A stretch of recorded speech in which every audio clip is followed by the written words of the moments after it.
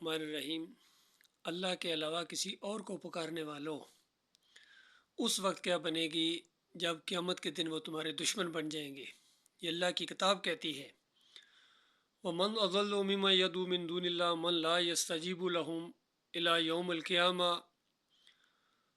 وَهُمْ عَنْ دُعَائِهِمْ كَافِرُونَ،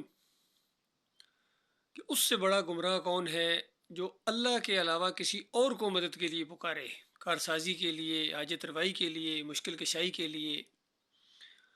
اور وہ ان کی دعاؤں سے بالکل غافل ہیں، ان کو پتہ ہی کوئی نہیں کون ان کو پکار رہا ہے۔ اور مالک فرماتا ہے قیامت کے دن جب ان کو پتہ چلے گا وہ تمہارے دشمن بن جائیں گے، اور تمہاری ساری پوجا پاٹ، نظروں نیازوں کا، پکاروں کا وہ انکار کر دیں گے کہ ہمیں معلوم ہی کوئی نہیں۔ تو اس وقت کیا بنے گی؟ یا علی مدد کہنے والوں، یا رسول مدد کہنے والوں، یا عبد القادر جیلانی مدد کہنے والوں، اس وقت تمہارا کیا حال ہوگا؟ یہاں ایک نقطہ بھی سمجھ لیجئے کہ جو نیک لوگ پوجے پکارے گئے ہیں، جس طرح نبی علیہ السلام کو پکارا جاتا ہے، عیسیٰ علیہ السلام کو، ابراہیم علیہ السلام کو پکارا گیا ہے، علی رضی اللہ تعالیٰ عنہ کو، یہ تو نیک لوگ تھے، یہ تو زندگی میں یہ نہیں چاہتے تھے کہ ان کو پوجا پکارا جائے، بلکہ جنگیں لڑتے رہے ہیں، اور یہ اپنے پوجنے پکارنے والوں کے دشمن بن جائیں گے۔ رہے وہ دوسرے صوفی لوگ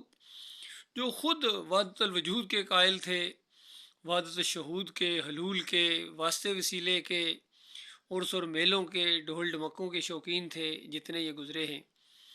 یہ تو خود وہاں الٹے لٹکے ہوئے ہوں گے۔ تو اس وقت ان کے اوپر کیا بیتے گی؟ ان کے مریدوں کے اوپر، ان کے ورکرز کے اوپر، ان کے جو پیچھے دوڑنے والے، ان کے جھنڈے بلند کرنے والے جب دیکھیں گے کہ ہمارے لیڈر خود الٹے لٹکے ہوئے ہیں، بڑے سخت مشکل میں ہیں، وہ اپنی بچاؤ کا کچھ نہیں کر رہے، ان کو کیا وہ بچائیں گے؟ اور یہ جو کہہ کے گئے تھے کہ ہم تمہیں اس وقت تک نہیں، ہم جنت جائیں گے جب تک تمہیں ساتھ نہ لے کے جائیں، تو معاملہ الٹا ہو گیا کہ جہنم میں جائیں گے اور اپنے مریدوں کو بھی ساتھ لے کے جائیں گے، اپنے ورکروں کو بھی، اپنے جتنے ان کے نیچے ان کے مقتدی ہیں، ان کے پیروکار ہیں،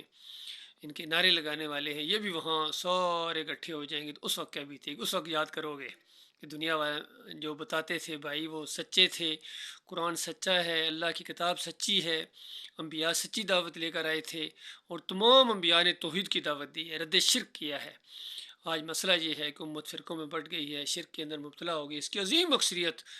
جو ہے شرک کے اندر مبتلا ہوگی۔ للہ واپس لوٹو۔